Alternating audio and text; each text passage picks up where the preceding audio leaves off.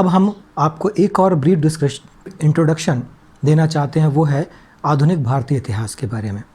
और जैसा कि हम जानते हैं कि हमारा जो इतिहास प्राचीन, मध्यकालीन और आधुनिक 3 भागों में बांटा गया है, और इन तीनों भागों में हम देखेंगे कि इम्पोर्टेंस है अपनी अपनी।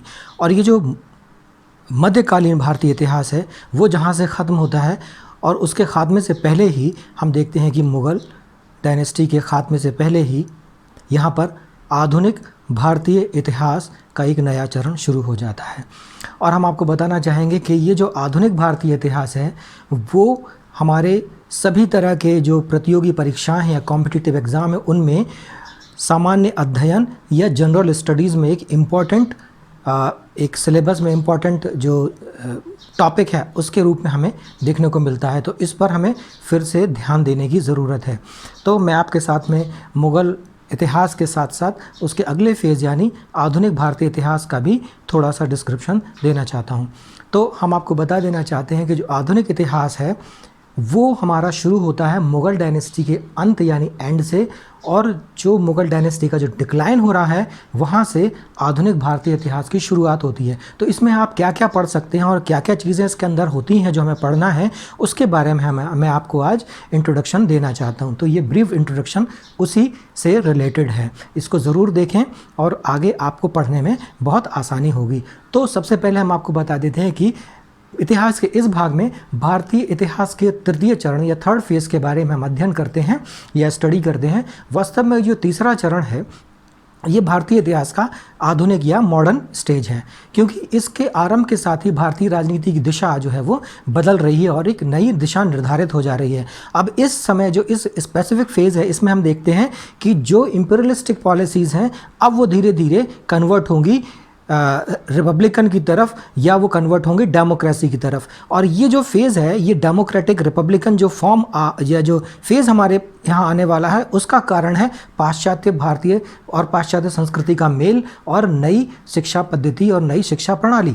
और इससे जो हमारा आधुनिक समाज का निर्माण हुआ उसने इंपीरियलिस्टिक आइडियोलॉजीज़ को पीछे छोड़ा और एक नई तरह की आइडियोलॉजी जो कि लोकतांत्रिक आइडियोलॉजी थी उसके रास्ते पर आगे बढ़े। और हम यहाँ पर देखते हैं कि ये जो लोकतांत्रिक पद्धति ये डेमोक्रेटिक फॉर्म है, यह जो डेमोक्रेटिक फॉर्म को हम देखते हैं कि कैसे यहाँ पर आई, वो आई यहाँ पर पश्चिम से, यानी कि यूरोपियन जो कंपनीज थी या यूरोपियन शक्तियाँ थी जो यहाँ पर अपनी इंपीरियलिस्टिक पॉलिसीज़ को एस्टेब्लिश करना चाहती थी, और उन्होंने यहाँ पर ट्रेड के माध्यम से, ट्रेड के थ्रू वो यहाँ पर पॉलिटिकली साउंड हो गए और उन्होंने इस पूरे भारतीय उपमहाद्वीप को अपने राजनीतिक जो कैप्चर था उसको कर लिया। लेकिन उसके साथ साथ यहाँ पर एक चीज़ देखने को मिलती है, क्योंकि वो लोग कौन थे, वो लोग थे जो लोकतांत्रिक बेसिस पे अपने डायनेस्टीज़ में, अपने साम्राज्य में या अपने नेशन और उस सारे लोकतांत्रिक मूल्यों के साथ, उन वैल्यूज़ के साथ, डेमोक्रेटिक वैल्यूज़ के साथ वो भारत में आए। तो अब तो उनके यहाँ पर आने के बाद ये बिल्कुल तय था कि क्योंकि अब वो कितना भी कोशिश कर लेते, क्योंकि यहाँ पर एक नया डेमोक्रेटिक फॉर्म को वो बनने से रोक नहीं पाते, क्योंकि जो टेक्नोलॉजी, जो एजुकेशन सिस्टम और उनके साथ आने वाली जो चीज़ें थीं वो कहीं ना कहीं तो लोकतांत्रिक फॉर्म से इन्फ्लुएंस्ड थीं। तो हम यहाँ पर देखते हैं कि उसके बाद से जो नया फेज शुरू होता है वो भारत को एक नए दिशा में ले जाता है। क्योंकि आपको यहाँ पर गौर करने वाली बात होगी कि 1857 का जो विद्रोह हुआ था वो लोकतांत्रिक फॉर्म ऑफ गवर्नमेंट के एस्टेब्लिशमेंट के लिए नहीं किया गया था, वो सिर्फ किया गया था अंग्रेज़ों को यहाँ से भगा देने के लिए। और किस लिए, उस पर हम डिस्कशन बाद में करेंगे, उसमें बहुत गहराई से निष्पक्ष रूप में हम चर्चा करेंगे कि क्या उसके ड्रॉबैक्स थे और क्या हमें उससे फ़ायदा मिला या भारतीय इतिहास को उसने क्या दिया। क्योंकि वो किस लीडर को आगे रख के किया गया था, बहादुर शाह जफ़र को, और वो फिर से जो रिबेलियंस थे वो चाहते थे कि बहादुर शाह जफ़र जो पुराने यहाँ के किंग रहे हैं, एम्परर रहे हैं, वो फिर से भारत में स्थापित हो जाएं। तो आखिर ऐसी क्या बात थी, इन पे हम बाद में बात करेंगे। पहले हम अभी आपको यहाँ छोटा सा एक इंट्रोडक्शन देना चाहते हैं, और इस तरह से भारत के जो प्रजातांत्रिक मूल्य हैं वो इसी फेज़ में शुरुआत में बने। और हम देखते हैं कि इस जो फेज़ है इसका जो स्टार्टिंग होती है वो मुग़ल डायनेस्टी के डिक्लाइन से होती है, यानी कि उसके पतन से होती है। और मुग़ल डायनेस्टी में हम देखते हैं औरंगज़ेब एक आखिरी किंग था या रूलर था, एम्परर था, जिसने मुग़ल डायनेस्टी को कुछ होल्ड करने की कोशिश की, लेकिन after his death Mughal dynasty collapse कर गई। उसका कारण सिर्फ एक है, क्योंकि दरबार में पैरासाइट्स का हो जाना, और जो अगले जो उनके सक्सेसर्स थे वो इनकॉम्पिटेंट थे, उनमें कोई योग्यता नहीं थी, पैरासाइट्स बन गए। और जो दरबार था या पैलेस था वो क्या बन गया, वो एक ड्रामा स्टेज बन गया। और अब यहाँ पर चाटुकारों की भरमार हो गई, अब राजा बनाने वाले हो गए, और यहाँ पर बहुत सारे जो किंग्स थे वो अपने आप को इतने ताकतवर नहीं थे, वो दूसरों पर डिपेंडेंट हो गए। और इस तरह से जो अखाड़ा बन गया, आपस में कॉन्क्वेस्ट होने शुरू हो गए, और अलग अलग जल्दी जल्दी बहुत सारे राजा बदल दिए गए। और बाद में हम देखते जो आखिरी जो राजा थे वो थे बहादुर शाह जफ़र। और हम इस तरह से देखते हैं कि यहाँ पर कई क्षेत्रीय शक्तियाँ जो उठने लगीं, और उन्होंने मुग़ल डायनेस्टी को जो डिक्लाइन करने में एक बहुत बड़ा रोल भी यहाँ पर निभाया। और हम यहाँ पर देखेंगे कि ये सारी बातें अपने आप में एक बहुत मायने रखती हैं, क्योंकि यहाँ पर जो एक फेज़ था उस समय में मुग़ल डायनेस्टी इतनी कमज़ोर हो गई थी कि अहमद शाह अब्दाली के जो इन्वेडर अहमद शाह अब्दाली था, उसके इन्वेशन के टाइम में यहाँ पर उनके पास इतनी ताकत नहीं थी कि वो उनको फेस कर सकें। तो उसको फेस करने के लिए उन्होंने किसको काम सौंप दिया, उस समय में उन्होंने काम सौंप दिया एक और तीसरी जो क्षेत्रीय शक्ति थी, मराठों को। और आप जानते हैं कि 1761 में जो पानीपत का तीसरा युद्ध हुआ, उस पानीपत के युद्ध में क्या हुआ कि मराठों को भी पूरी तरह से उनकी जो शक्ति थी पूरी तरह से टूट गई। तो इस तरह से हम देखते हैं कि जो क्षेत्रीय शक्तियाँ थी उनको भी हम इस डायनेस्टी के अंतर्गत हम पढ़ेंगे, इस फेज़ में पढ़ेंगे। यहाँ पर हम सिक्स को पढ़ेंगे, यहाँ पर हम दक्षिण भारत के भी जो डायनेस्टीज में ख़ासतौर से मैसूर साम्राज्य को भी पढ़ेंगे। और हम इसमें इम्पॉर्टेंटली हम पढ़ेंगे एडमिनिस्ट्रेटिव जो रिफॉर्म्स थे। और एडमिनिस्ट्रेटिव रिफॉर्म्स को हम कैसे पढ़ेंगे कि यहाँ पर जैसे ही ब्रिटिश कंपनी यहाँ पर एस्टेब्लिश होती है और वो अपने आप को एस्टेब्लिश करने के लिए पॉलिटिकली वो यहाँ पर साउंड होने की कोशिश करती है, वो क्यों साउंड होने की कोशिश करती है उसके बारे में भी हम बात करेंगे। तो जब वो साउंड हो जाती है तो यहाँ पर एक और फेज़ बनता है, वो 1857 या 1857 का एक रिवोल्ट। और इस 1857 के रिवोल्ट को भी इम्पॉर्टेंट फेज़ में हम देखेंगे, और इसका पूरा स्वरूप हम देखेंगे, इसका खाका हम देखेंगे, ड्रॉबैक्स देखेंगे। और आपको बता दें कि इस 1857 के विद्रोह के बाद हम देखेंगे कि भारतीय राजनीति का चेहरा बदल गया। अब यहाँ पर ब्रिटिश कंपनी को भी बिल्कुल ठंडे बस्ते में डाल दिया गया और हाशिए पर ले जाया गया। और अब ब्रिटिश किंगडम या रूल ने और यहाँ पर क्राउन ने ये ऑर्डर कर दिया कि अब कंपनी का कोई होल्ड इंडिया पे नहीं रहेगा, और इसका बहुत बड़ा इम्पैक्ट वहाँ पड़ा। और अब साम्राज्ञी ने इस देश को भी अपनी प्रजा के रूप में एक्सेप्ट करना शुरू किया। और यहाँ से जो नया फेज शुरू होता है वो शुरू होता है भारत शासन अधिनियमों का। और यहाँ पर अब भारत में जो रिफॉर्मेशन यानी कॉन्स्टिट्यूशन डेवलपमेंट है उसका जो नया चरण है वो हम यहाँ पर देखना शुरू करेंगे। और इस तरह से जाने अनजाने में ही हम लोग लोकतांत्रिक पद्धति में आगे बढ़ते चले गए। और ये एक अच्छा साइन था, वो हम बाद में डिसाइड करेंगे क्या था क्या नहीं था। और जिस फॉर्म में आज हम हैं वो फॉर्म वहीं से शुरू होता है। और फिर हम इसमें यूरोपियन कंपनीज़ के बाद उनके एडमिनिस्ट्रेशन को हम देखेंगे कि अंग्रेज़ किस तरह से एडमिनिस्ट्रेशन को उन्होंने भारत में एस्टेब्लिश किया और कौन कौन से एडमिनिस्ट्रेटिव रिफॉर्म्स उन्होंने शुरू किए। उसके बाद एक और फेज़ हम यहाँ पर देखेंगे, वो फेज़ था सांस्कृतिक जागरण का, यानी कि जो एक नया युवा वर्ग यहाँ पर एक यूथ तैयार हो रही थी जो पश्चिमी संस्कारों से ओतप्रोत थी और नई शिक्षा पद्धति से ओतप्रोत थी। उन्होंने पूरे अपने माल प्रैक्टिसेस को और पुराने परंपराओं को त्याग के उन्होंने नए चीज़ों को अपने भारत में समाज में कुरीतियाँ जो फैली थी, माल प्रैक्टिसिंग थी, उनके खिलाफ उन्होंने एक आंदोलन किया। और उस तरह से कुछ reforms, social reforms, religious reforms यहाँ पर आए, उनके बारे में हम बात करेंगे। और ख़ास तौर से उन्हें कॉन्स्टिट्यूशन के थ्रू लाया गया, तो उस कॉन्स्टिट्यूशनल अमेंडमेंट डेवलपमेंट को इस फेज़ में कैसे हम देखेंगे उसके बारे में हम चर्चा कर सकते हैं।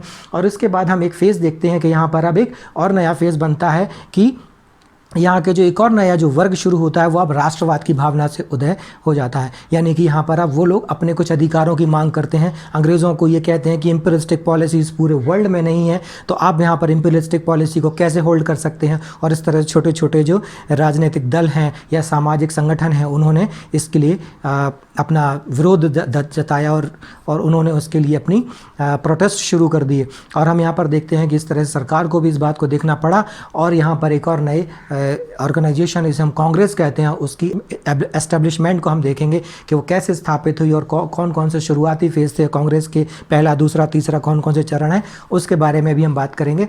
और फिर 1915 के बाद से हम देखेंगे एक और नया जो चरण आता है वो आता है गांधीयन युग। और महात्मा गांधी या गांधी जी यहाँ पर जब आ जाते हैं तो वो अपने राजनीतिक जो मूवमेंट हैं वो कैसे शुरू करते हैं और क्यों शुरू करते हैं, क्या उनकी आइडियोलॉजी है, वो क्या चाहते हैं, कैसे उन्होंने सभी को एक साथ जोड़ने की कोशिश की, कैसे उन्होंने कहा कि मुस्लिम्स को भी और हिंदुओं को सभी को एक साथ मिलकर अंग्रेज़ों के खिलाफ एक आंदोलन छेड़ना चाहिए और वो आंदोलन सत्याग्रह का हो, अहिंसक हो, नॉन वायलेंट मूवमेंट हो, और इसके लिए उसके पीछे क्या आइडियोलॉजी थी उनकी हम बात करेंगे और क्यों उन्होंने ऐसा किया उसकी भी हम बात कर सकते हैं। और ये सारी फेज जो इंपॉर्टेंट है, इसमें हम असहयोग आंदोलन को, नॉन कोऑपरेटिव मूवमेंट को हम देखते हैं, सविनय अवज्ञा को, टोटल डिसओबीडियंस मूवमेंट को हम देख सकते हैं, भारत छोड़ो आंदोलन को हम देख सकते हैं, और बहुत सारे फिर मिशन इंडिया में आए। और उस समय में भी हम एक और फेज देखेंगे, वो है क्रांतिकारी जो उग्रवाद है। और क्रांतिकारी उग्रवाद में एक और युवा वर्ग का एक फेज़ है, एक ग्रुप है जो इस देश में क्रांति को अपने आज़ादी के लिए माध्यम बनाता है, और वो ये चाहता है कि किसी तरह से हिंसक रूप में वायलेंट होके वो क्रांति को करे और इससे अंग्रेज़ डर के भाग जाएं। वो शायद पश्चिम की राज्य क्रांतियों से प्रेरित था। तो हम यहाँ पर उनको भी देखेंगे और क्या सही था क्या नहीं था उन पे भी हम चर्चा करने की कोशिश करेंगे। कई लोगों के अपने अपने मतों को हम उसमें देखेंगे। उसके बाद जो कॉन्स्टिट्यूशनल डेवलपमेंट का जो फेज़ है उसको भी हम धीरे धीरे पढ़ेंगे। कौन कौन से हमारे पास भारत शासन अधिनियम आए, 1935 का अधिनियम आया, उसके बाद कॉन्स्टिट्यूशनल डेवलपमेंट का एक नया फेज़ आया, कैसे हमारे देश में अंग्रेज़ों ने अब एक second world war, first world war के बाद और सेकेंड वर्ल्ड वॉर के बाद हम देखते हैं कि किस तरह से इम्पीरियलिस्टिक पॉलिसीज़ को उन्होंने ख़त्म करने की कोशिश यहाँ पर की। और उसके बाद हम देखते हैं कि जो हमारे पास एक नया अधिनियम बना जो है भारत को आज़ादी स्वतंत्रता अधिनियम जो पास हुआ, जो रेजोल्यूशन पास हुआ, उसके बाद भारत 15 अगस्त 1947 को आज़ाद हो जाता है। लेकिन ये चीज़ यहाँ ख़त्म नहीं होती है।